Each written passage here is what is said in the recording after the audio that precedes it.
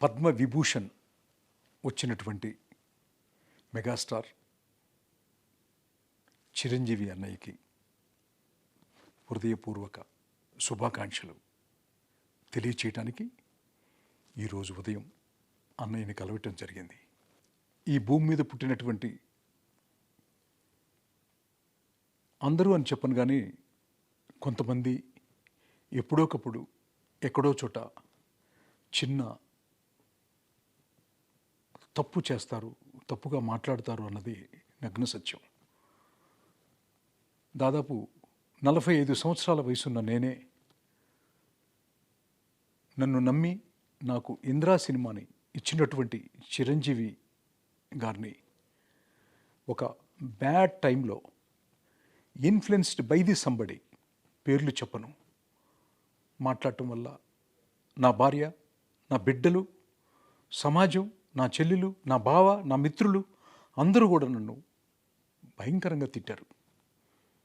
ఆ క్షణం నుంచి మీతో మాట్లాడే ఈ క్షణం వరకు కూడా నేను ఎంతో చాలా మదనపడ్డాను. క్షమాపణ ఎన్నోసార్లు భగవంతుడి ముందు, స్నేహితుల ముందు నాలో నేను అంతర్మదనం చెందాను. ఎప్పుడు అన్నయ్యని ఎదురుపట్టడం జరగలేదు. పద్మ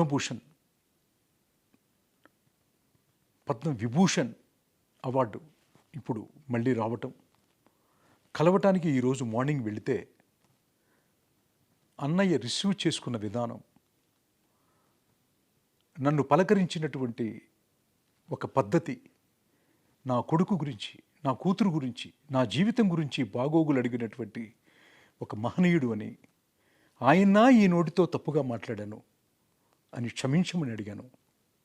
పెద్ద మనసుతో క్షమించటమే కాకుండా ఎంతో ఆప్యాయతగా, కుటుంబ విషయాలే కాకుండా కథలేమన్నా రాస్తున్నావా చిన్ని అని దగ్గరకు తీసుకొని మాట్లాడారు. అన్నయ్య, ఇంకెప్పుడు ఈ పెదాల నుంచి ఎవరిని తప్పు మాట్లాడనని మనస్ఫూర్తిగా మరొక్కసారి క్షమించమని అడుగుతూ,